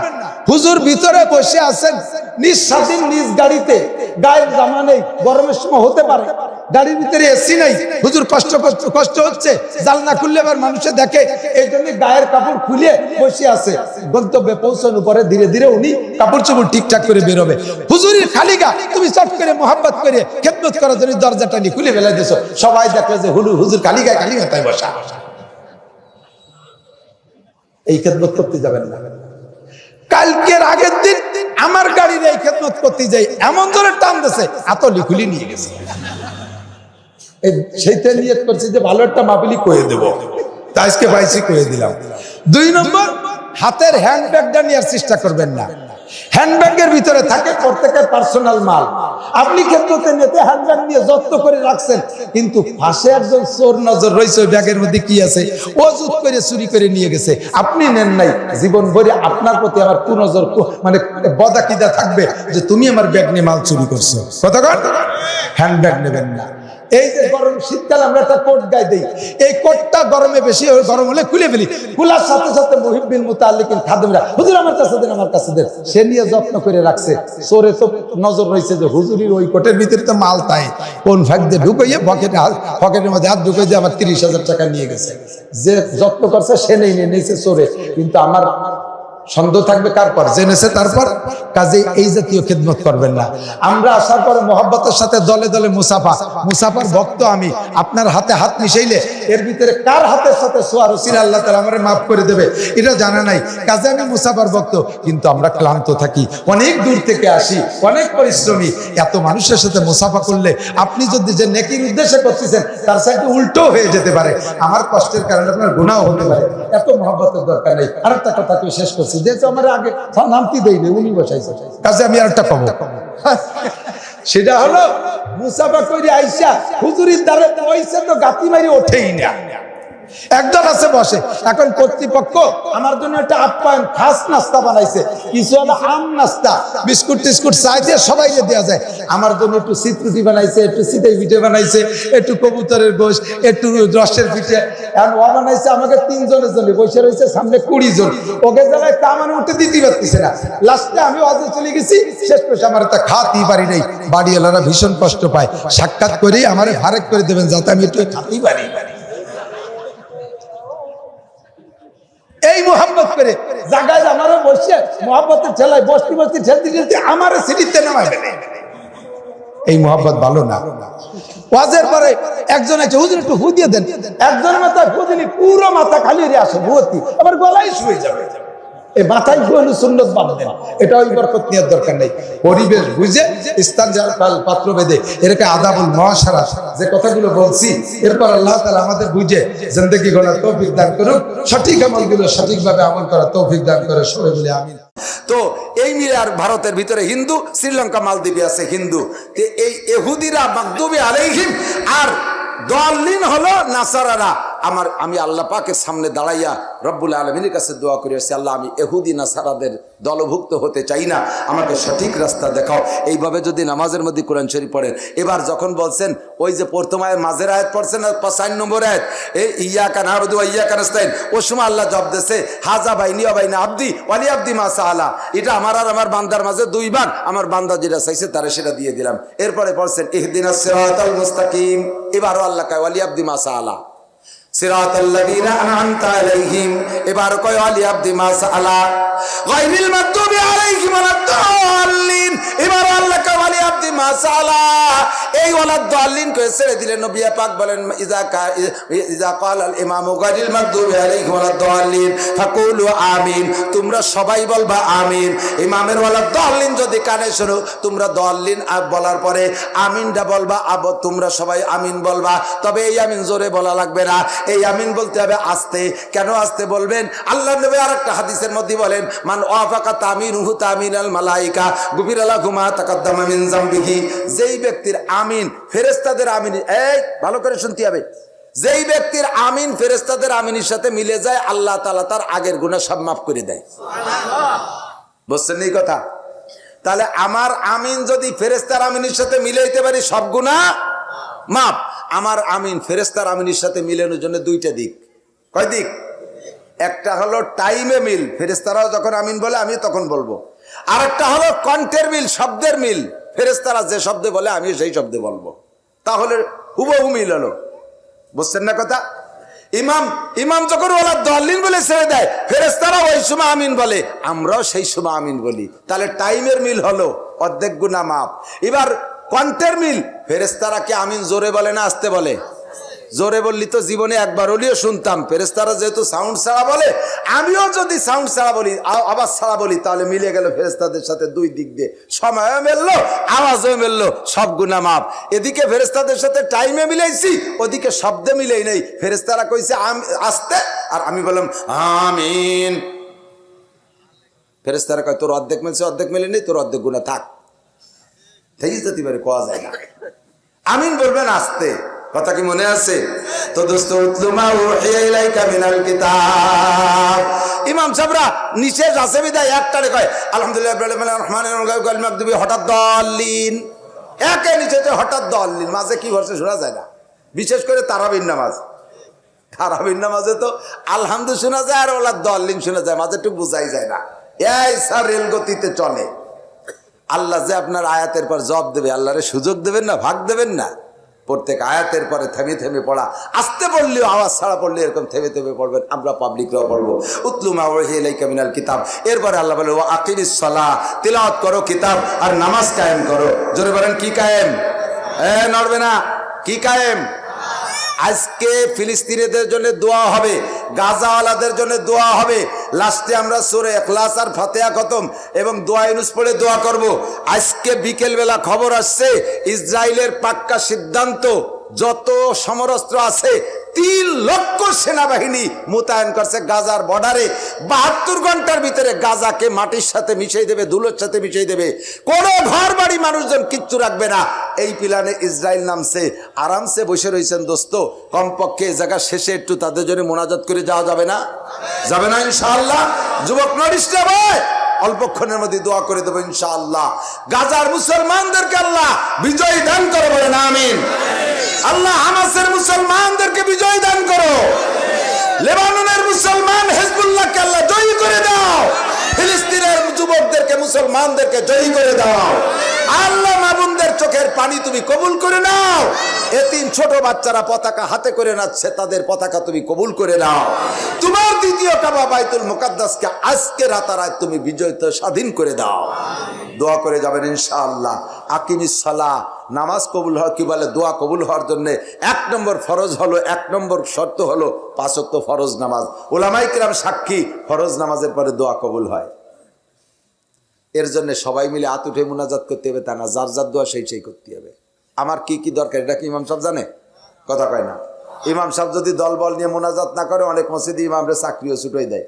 ইমাম সাহেব আছে যে এইভাবে মুনাজাত করা, রেগুলার করা, বাধ্যতামূলক করা বেদাত, এই জন্য উনি মাঝে মাঝে ছাড়তে চায়। কমিটির মাথার 10-12 জন এবার রেডি হয়েছে, ইমাম যদি খালি একদিন মুনাজাত বাদ দেয় এবার ওর দেবো, চাকরি খাইয়ে দেবো। ইমাম সাহেব কয় ঠিক আছে, মুনাজাত যদি করতে হয় তাহলে ইসরায়েলের জন্য হুজুররা যেরকম দোয়া করতেছে ওইরকম মুনাজাত করে ছেড়ে দেবো। আরবিতে দোয়া করে আল্লাহুম্মা খুজ আদাই, আল্লাহুম্মা খুজ আদাই। ইমাম সাহেব দোয়া করতেছে, মুনাজাত করতে হবে তো, সবাই কয় আল্লাহুম্মা আমিন, আল্লাহুম্মা জালজিল আকদামাহুম, সবাইকে আল্লাহুম্মা আমিন, আল্লাহুম্মা শাত্তিত শামলাহুম, আল্লাহুম্মা আমিন। কি কয় জানেন? ইমাম সাহেব কয় আল্লাহ যে কয়টা আমার চাকরি ছুটোতে লাগছে ওই কয়টারে ধরো, সেই কয়টাই কয় আল্লাহুম্মা আমিন। কাজে ইমামরে ওই দায়িত্ব দেওয়ার দরকার নাই, আমার পক্ষে করছে না বিপক্ষে করছে তা আল্লাহ জানে। আমার মোনাজাত আমি করবো, কথা কন। আর যে মোনাজাত আমরা বাংলায় কই বুঝি, আজকে আমরা ফিলিস্তিনিদের জন্য করবো ইনশাআল্লাহ। আমার মোনাজাত আমি করবো। আকিমিস সালাত, 5 ওয়াক্ত নামাজ পড়ো, তারাফাইন নাহার ওয়া যুলাফাম মিনাল লাইল, দিনের কিছু অংশ রাতের কিছু অংশ। জীবন ভরে নামাজ পড়ে দোয়া করলে দোয়া কবুল হয়, কিন্তু নামাজও পড়ি দোয়াও করি কবুল হয় না কেন? বহুতবার উলামায়ে কিরামের কাছ থেকে শুনেছেন, বলতে গেলে আমার 10 ঘন্টা 20 ঘন্টা সময় লাগবে, এত কিছু লাগবে 2 রাকাত নামাজ পড়তে সুন্দর করে। আমরা কয়জনে নামাজের মাসালা জানি, সঠিকভাবে কয়জন পড়তে পারি? অজুটা বানাইছেন তাই সুন্দর হয় নাই, পেশাব করছেন ঢিলা ব্যবহার করেন নাই। পুরুষরা যদি পেশাব করে ঢিলা ব্যবহার না করে, পেশাব করে ঢিলা ব্যবহার না করে, 99% পুরুষের গা এবং কাপড় নাপাক থাকে। ওই অবস্থায় জীবন ভরে নামাজ পড়লে ওই নামাজে কাম হয় না, ওই নামাজের পরে দোয়া করলে দোয়া কবুল হয় না। নামাজের ফরজ জানেন না, ওয়াজিব জানেন না, সুন্নত জানেন না, সব মিলাইয়া আমাদের ছোট্ট ছোট্ট বাচ্চারা দেখে নুরানিতে পড়ে, তারা নামাজের 60টি মাসআলা কি সুন্দর এখানে প্রদর্শনী হয়, নামাজের 60টি মাসালা। একটুক বাচ্চা জানাজার ইমামতি করতেছে, নামাজ জানাজার সব কিছু জানে। একটা জানাজার এলান হইলে তো সবাই লাইন ধরে দাঁড়ায়, আর বড় বড় নেতা হলে তো জানাজা লোক আরো বেশি হয়। পাকিস্তানের মুফতি তাকি উসমানী, পাকিস্তানের চিফ জাস্টিস বর্তমানে, উনি বিজ্ঞানী পর্যায়ের একজন বড় আলেম। তো উনি বলেন কোরআনে কারিমের এই আয়াত পাইয়া যে আল্লাহ তাআলা বললেন আমি এত নিয়ামত দিয়েছি তোমরা গুণে শেষ করতে পারবা না, তা আমি এই চ্যালেঞ্জটা গ্রহণ করার ইচ্ছা করলাম যে আমি গুণে দেব। আল্লাহ কত বানাইছে আমি গুণে দেব। সিস্টেম করে ফেললাম, ভাগ করে ফেললাম। গুনার সিস্টেম কি? সারা পৃথিবীর মাতুব্বারি করে যিনি, তার নাম হলো জাতিসংঘের মহাসচিব। 7টা মহাদেশের প্রধান যারা, এই মহাসচিব সব যদি সবাইরে বলে এই যার যার মহাদেশে যত নিয়ামত আছে, যত সৃষ্টি আছে সব গুনিয়ে দাও। মহাদেশ গঠিত হয় অনেকগুলো দেশ নিয়ে। মহাদেশ প্রধান যিনি, উনি প্রত্যেক দেশের প্রেসিডেন্ট প্রধানমন্ত্রীকে বলে দিলেন তোমার দেশে যা যা আছে গণনা করো, ভাগ করে দিলেন। এবার প্রত্যেক দেশে বিভাগ আছে বা প্রদেশ আছে, প্রাদেশিক প্রধান বিভাগীয় প্রধানকে দায়িত্ব দিলেন প্রেসিডেন্ট প্রধানমন্ত্রী, তোমার এরিয়ায় যা আছে গণনা করো। উনি তো আর একা পারবে না, উনি ভাগ করে দিলেন জেলায় জেলায়। ডিস্ট্রিক্টের ডিসি সাহেবরা তোমার জেলায় যা আছে গোনো। ডিসি সাহেবরা ভাগ করে দিলেন 5টা 8টা থানা আছে, টিওনরে কইল যে তোমার থানায় যা আছে গুনে দাও। টিওনো সাহেব 10টা চেয়ারম্যানরে ডেকে কল যে আমি একা অত গুনতে পারবো না, যার যার ইউনিয়নে যা যা আছে গুনে দাও। চেয়ারম্যান এবার 9 জন মেম্বার আর 3 জন বিটি মেম্বার, এই 12 জনরে কল যে যার যার অর্ডারটা গুনে দিবি। মেম্বার চিন্তা করলে যে এত একা পারা যাবে না, প্রত্যেক বাড়ি বাড়ি যে কই আসি ভিজিএফ কার্ড আর করোনা ভাতা যদি খাতি চাই বাড়ি যা যা আছে গোন। বাড়ি এবার আব্বা গার্জিয়ান কইলে যে আমি কি একা খাই নাকি, সবাই মিলে গোন। তুই রান্নাঘর গোন, তুই গোয়েল ঘর গোন, তুই এই পাশ গোন, যার যার যা আছে গোন। এইভাবে ব্যক্তিগত থেকে গোনা শুরু করতে করতে করতে জাতিসংঘ পর্যন্ত গেলে সারা দুনিয়ায় 5 বছরই লাগলো। কিভাবে গুনতে পারবো না? আল্লাহ যে কইলেন আমি এত বানাইছি যে তোমরা গুনে শেষ করতে পারবে না, এত সহজ, একেবারেই আসান। তাহলে আল্লাহ তাআলা কি মিথ্যে কথা বললেন? উনি বলেন তারপরে আমি 3 বার সাবমেরিনে করে সমুদ্র তলদেশ ভ্রমণে গেছি। ওই 3 বার যাইয়া আমি চ্যালেঞ্জে ফেল করছি। জমিনের উপরিভাগে যত সৃষ্টি আছে এর চাইতে হাজার হাজার গুণ বেশি পানির তলে আছে। মেম্বার চেয়ারম্যানরা উপরের কটা গুনবি, পানির তলে ডুবই কিনা গুনবি? তাহলে গণনা করা সম্ভব। চক্ষু কে দেশে? জিহ্বা, ঠোঁট। আমার আব্বা কিছু দেশে, আমারে মা কিছু বানাইছে, আমলিক করি সরকার কিছু দেশে। বিএনপি করি, খালেদা জিয়া কিছু দিছে? আমার সব কে দিছে? আমি আপনি স্বীকার না করলে আল্লাহ পাক বলেন আলাম নাজআল লাহু আইনাইন ওয়া লিসানান ওয়া শাফাতাইন ওয়া হাদাইনাহুন নাজদাইন। আমি কি দুটো চোখ তোরে দেই নেই? সব সারা বডির ভিতরে তোমার চক্ষু দুটো অতি ছোট দুটো পার্টস। একজন বিবেকবান জ্ঞানী মানুষ, বুদ্ধিমান মানুষ সারা দুনিয়া যদি তার নামে লিখে দেয়, আমার বিশ্বাস এই দুনিয়ার বিপরীতে, দুনিয়ার প্রতিদানে চক্ষু দুটা কেউ দিতে রাজি হবে না। তাহলে বোঝা যায় সারা দুনিয়ার চাইতে আমার চোখের দাম বেশি। সারা দুনিয়ার বিপরীত আমার জানটা আমি দেব না, সারা দুনিয়ার বিপরীত আমার জিহ্বাটা আমি দেব না, সারা দুনিয়ার বিপরীত আমার দেহের কোনো অঙ্গ আমি দেব না। গোটা দুনিয়ার যে দাম তার চাইতে আমার প্রত্যেক এক একটা পার্টসের দাম আমার কাছে অনেক বেশি। আল্লাহ পাক বলেন, বান্দা তোমার দেহের মধ্যে কোটি কোটি টাকার সম্পদ আমি ঢুকিয়ে রেখেছি, আর তোমাকে লালন পালনের জন্য যথা সময় যা কিছু দরকার, যে সিজনে যা দরকার, যে যেমন মানুষ তার জন্য সেরকম নিয়ামত তৈরি করে রেখেছি। বড়দের জন্য বড় নিয়ামত, ছোটদের জন্য ছোট নিয়ামত। একই নামের নিয়ামত দুই রকম আছে। কথা বল।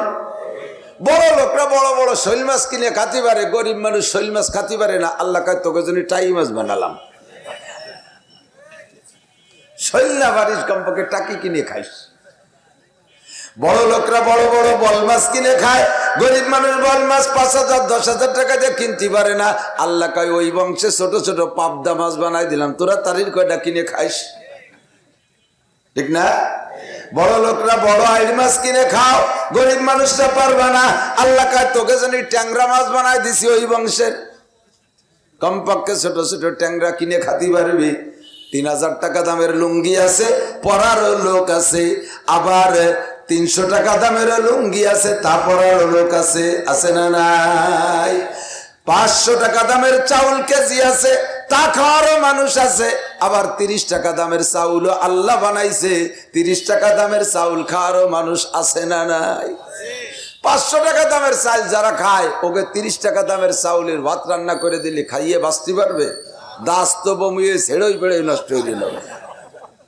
ঠিক না? আবার যারা 30 টাকা দামের চাউল খায়, তাদেরকে 500 টাকা দামের চাউল দিলে কাম হবে না।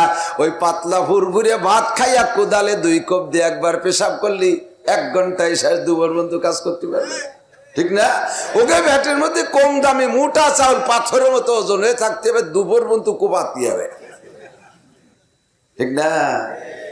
ভেবে দেখছেন আল্লাহ পাক কেমন আল্লাহ? কোন সুবহানাল্লাহ, বলেন সুবহানাল্লাহ। সারা দেশ থেকে দুঃখ আর আফসোস আর আর্তনাদের কান্না আসতেছে, সাথে সাথে যে যেমন মানুষ তার প্রশ্ন তেমন, আর প্রশ্নটাও করবে যে যেমন মানুষ তার কাছে। আমাদের কাছে ধর্মীয় প্রশ্নগুলো করে, আমাদের কাছে তার ডাক্তারি প্রশ্ন করেন। আমরা যত বড় বিজ্ঞ যোগ্য হই না কেন, আমরা এই জায়গা আছি। ঠিক না? আমি যদি মাইকিং করে দেই, হুজুর মাওলানা তরিক সাহেব একটু মাইকিং করে দেন, আমি রাত্রি হজের পরে থাকবো, কাল সকাল 8টা থেকে 10টা পর্যন্ত চক্ষু অপারেশন করব। সুখবর সুখবর সুখবর, গোপালগঞ্জের মাওলানা নাসির সাহেব কালকে বিনি পয়সায় চোখ অপারেশন করবে। কেউ আসবে আমার কাছে? এ ওয়াজ করবো শুনে কত মানুষ আইছে, কিন্তু চোখের কথা শুনলে কেউ আসবে না। উনি কি MBBS নাকি? উনি কি আই বিশেষজ্ঞ নাকি? ওনার কাছে যাই এসে ভালো চোখ কান্না হয়ে আসবো নাকি? যদি কেউ আসেও আমার কেউ চোখে হাত দেওয়া ঠিক হবে? হ্যাঁ, চোখের ময়লাও তো আমি সাফ করতে পারি না, কোথায় তাই অপারেশন? ভালো চোখ কান্না হারিয়ে ফেলবো। ঠিক কিনা? আমি যদি বলি সুখবর সুখবর সুখবর, আগামীকালকে আমি এদেশের মহিলাদের পেটের বাচ্চা বিনা পয়সা সিজার করে বের করে দেবো, এক বিটিও আসবে। আর আসলে কি আবার হাত দেওয়া ঠিক হবে? বাচ্চা কাটিয়ে নেবো, বটি দিয়ে কাটিয়ে বেরোলাম, কিন্তু নারী কাটতে যদি ভাষাতে ভালো তা কাটিয়ে বেলা দিই, ঝামেলা হতে পারে কিনা? কাজেই আমারও জায়গা হাত দেওয়া ঠিক হবে না। এ কথা যেমন সত্য, যারা ডাক্তার ইঞ্জিনিয়ার ওই জগতে লেখাপড়া করছেন, তারাও ধর্মীয় লাইনে ওজুর মশলাও ফতোয়া দিতে আসবেন না। কথা বলেন না? তারা ওয়াজ করতে আসবেন না, তারা তাফসীর করতে আসবেন না, তারা নারী কাটতে যায় ভাষাতে ভালো তা কাটিয়ে বেলায় দেবেন শেষে। আমি যেমন ও জায়গা যাবো না, আপনিও আইছেন না। আপনার কাছে আমরা ওষুধের জন্য যাব, উলামায়ে কিরামের কাছে ধর্মীয় বিষয় নিয়ে আসবে। সারা দেশ থেকে অভিযোগ আসতেছে, মানে জিজ্ঞাসা হচ্ছে, হুজুর যে বদরের যুদ্ধে আল্লাহ তাআলা 5000 ফেরেশতা পাঠাই দিল, এই ফিলিস্তিনিকে জন্য 2টি ফেরেশতা পায়, খালি আজরাইলে পাঠাই দিলি তো সাফ করে ফেলাই দিতেন মাইরে। কি আরে আল্লাহ শহীদ দেয় না? জোরে কান আল্লাহ শহীদ দেখে কি দেখে না? আল্লাহ কয় বান্দা আমি একটু ভালো করে দুইটা দিক আল্লাহ ফলো করে। একটা হলো তোমাদের কাছে যেভাবে যা চাই তোমরা তো তা দাও না।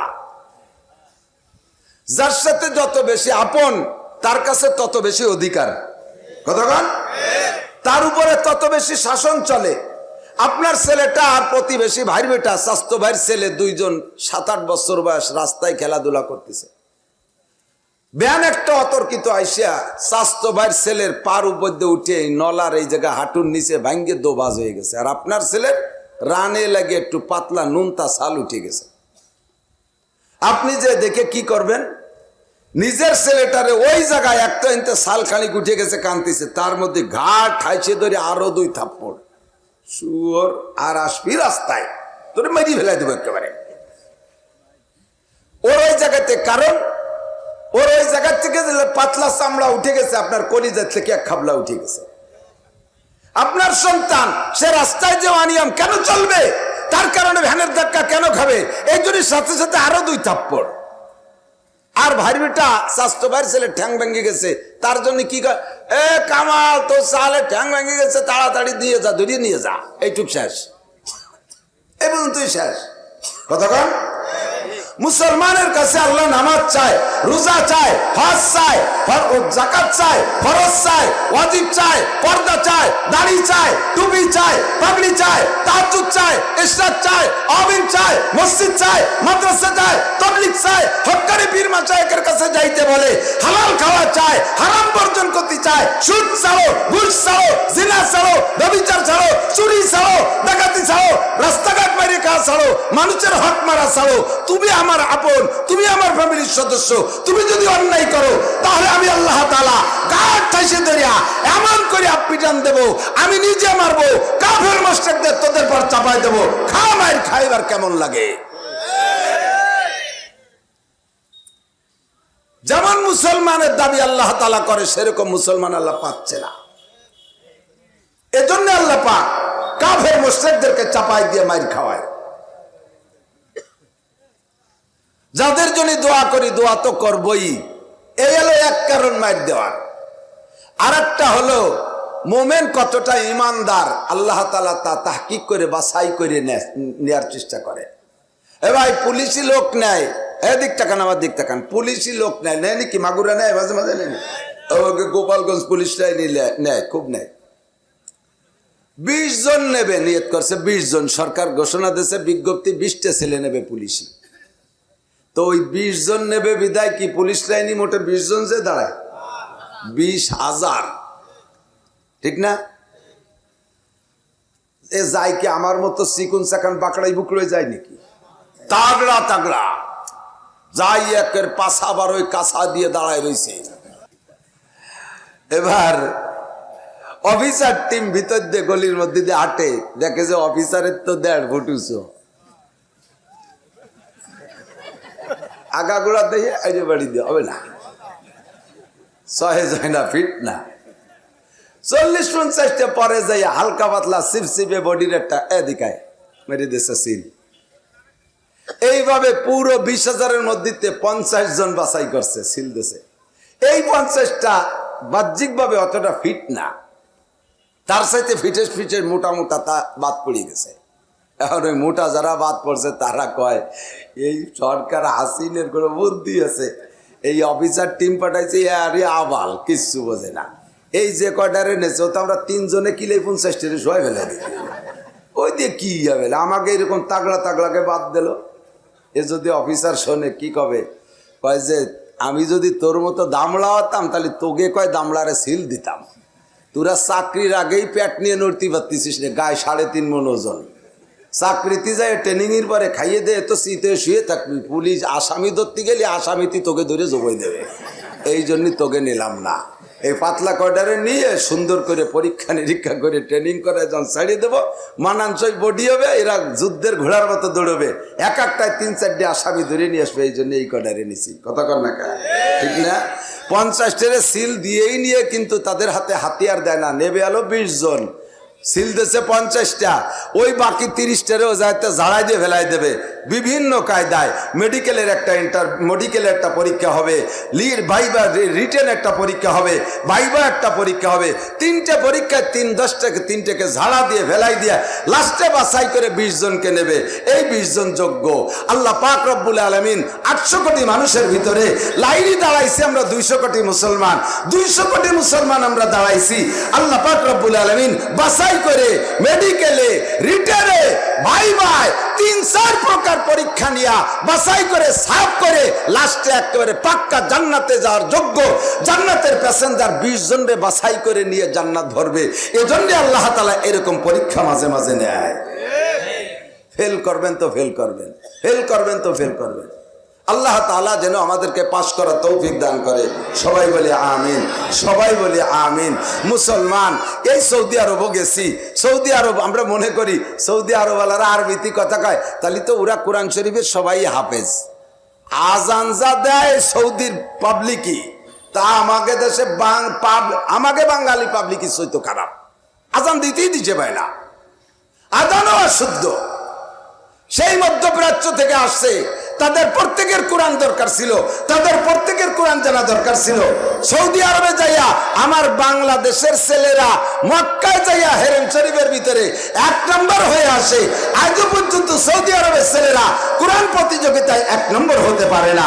বাঙালিরা অন্যান্য দেশের 1 নম্বর হয়ে যায়। ও দোস্ত, টাকা পয়সা বিলাসিতায় কত দূর গেছে আল্লাহ জানে। আল্লাহ পাক কোন কারণে মাইর খায়। এবার আমরা দোয়া করি, আল্লাহ মাইর খাইতে খাইতে পিঠে বেড়া ঠেকে গেছে, দেওয়ালে পিঠ থেকে গেছে, আর মায়ের খাওয়াইও না। এবছর তোমার বাইতুল মুকাদ্দাসের সম্মানে ফিলিস্তিনের মুসলমান, গাজার মুসলমানদেরকে আল্লাহ তুমি বিজয় নসিব করো, জোরে বলেন আমিন। আল্লাহ পাক মানব জাতির হিদায়াতের জন্য শুরু থেকে আসমানি কিতাব দেশে বিলাং ছাড়িয়ে দেয় নেই। তোমরা যার যার কায়দায় ইবাদত বন্দেগী করে আল্লাহরে খুশি করো, আল্লাহ তাআলা এভাবে বলে নাই। কথা কন। সর্বপ্রথম আদম আলাইহিস সালামকে দিয়ে দুনিয়া শুরু হয়েছে, মানব জাতির সূচনা আদম আলাইহিস সালাম। আদম আলাইহিস সালামকে আল্লাহ তাআলা আসমানি কিতাব দিয়েছিলেন সহিফা। এরপরে আসছেন শীস আলাইহিস সালাম, তাকেও দিয়েছে সহিফা। ইদ্রিস আলাইহিস সালামকে দিয়েছে সহিফা। মাঝে 2 জন নবী গেছে, তাদেরকে দেন নাই। নূহ আলাইহিস সালামকে দিয়েছেন কিতাব। এরপরে হযরত ইব্রাহিম আলাইহিস সালামকে দিয়েছেন কিতাব। এরপরে মুসা আলাইহিস সালামকে দিয়েছে কিতাব। এরপরে দাউদ আলাইহিস সালামকে দিয়েছে কিতাব। এরপরে হযরত ঈসা আলাইহিস সালামকে দিয়েছে কিতাব। আখেরি কিতাব আমাদের জন্য আল্লাহ পাক কোরআনে কারীম দান করেছে, কোন সুবহানাল্লাহ। এত কিতাব না দিয়ে শুধু কোরআন শরীফে প্রথম আদম আলাইহিস সালামকে কাছে দিয়ে দিলি, এক কিয়ামত পর্যন্ত চলতে থাকবে এক কোরআন শরীফ। এটাই সহজ হতে এত কিতাবের দরকার কি? আল্লাহ কয়, যে জামানার ছাত্র যেমন সেই জামানার বই তেমন। ক্লাস 1 এর ছাত্ররা যদি এম এর বই দেয়, পারবে নাকি? আবার এম এর ক্লাসে যদি 1 ক্লাসের বই দেয়, তাকে তৃপ্তি হবে নাকি? আদম আলাইহিস সালাম থেকে নূহ আলাইহিস সালাম ক্লাস 1 এর ছাত্র, তাদেরকে আল্লাহ তাআলা সেই জামানায় ওইরকম নরম বই দিয়েছে। নূহ আলাইহিস সালামের সময় আইসা ছাত্ররা ক্লাস 5 থেকে 6 এ উঠছে, আল্লাহ তাআলা তাদেরকে আরেকটু শক্ত কিতাব দিয়েছে। নূহ আলাইহিস সালামের পরে ইব্রাহিম আলাইহিস সালামের জামানায় আইসা ছাত্রের কোয়ালিটি, ছাত্র কেমন ছাত্র, নমরুদ ছাত্র, নমরুদের মতো বিশ্ববিখ্যাত বেয়াদব সে হইছে ছাত্র, তারে নূহ আলাইহিস সালামের কিতাবে তৃপ্তি হবে না। আল্লাহ তাআলা উস্তাদ দিয়েছে ইব্রাহিম আলাইহিস সালাম, আর কিতাব দিয়েছে ইব্রাহিম আলাইহিস সালামের কিতাব। পড়তে তালে রয়েছে, আস্তে আস্তে ছাত্রের কোয়ালিটি আরো বেড়ে গেছে। ছাত্র এবার হাই স্কুলের থেকে চলে গেছে কলেজে। ছাত্রর নাম ফিরাউন, কারুন, হামান। এই সাইজের ছাত্রদেরকে সোজা করার জন্য ইব্রাহিম আলাইহিস সালামের কিতাবে হবে না। উস্তাদও লাগবে সেরকম জাইদ্রেল উস্তাদ, আর কিতাবও লাগবে সেই রকম। আল্লাহ তাআলা বনি ইসরাইলের জন্য কিতাব দিয়েছে 1000 পারা বিশিষ্ট 10 লক্ষ আয়াত বিশিষ্ট কিতাব তাওরাত। আর উস্তাদ দিয়েছে মুসা আলাইহিস সালামের তো মিজাজি উস্তাদ। ফিরাউনের বাড়ি বসবাস করছে, ফিরাউনের বাড়ি 30 বছর। 30 বছর পরে যে যখন নবুয়তি ভাব আসছে ভিতরে, তখনও নবুয়তি উনি টের পায় নাই, আল্লাহ তখনও ঘোষণা দেয় নাই। কিন্তু হক আর বাতেল নবীরা ছোটবেলা থেকেই বোঝে। ফিরাউনের বাড়ির বাবরসি বনি ইসরায়েলের একটা ছেলেরে আক্রমণ করছে, মুসা আলাইহিস সালাতু ওয়াস সালাম তার জালালি থাপ্পড়েরটা মারিয়ে দিছে, একে চড়ে শেষ। আল্লাহ হেফাজত করুক। সঠিকভাবে মাসালাগুলি জানিয়া আমরা শরীয়তের সব বিধান আমল করব। আর ওয়ালা যিকরুল্লাহি আকবার, নামাজ হলো সবচাইতে বড় জিকির, নামাজ সবচাইতে বড় জিকির। ও দোস্ত, আজকে উলামায়ে কিরাম ডাক দিছে আপনাদেরকে আগামীকালকে মাগুরা। কে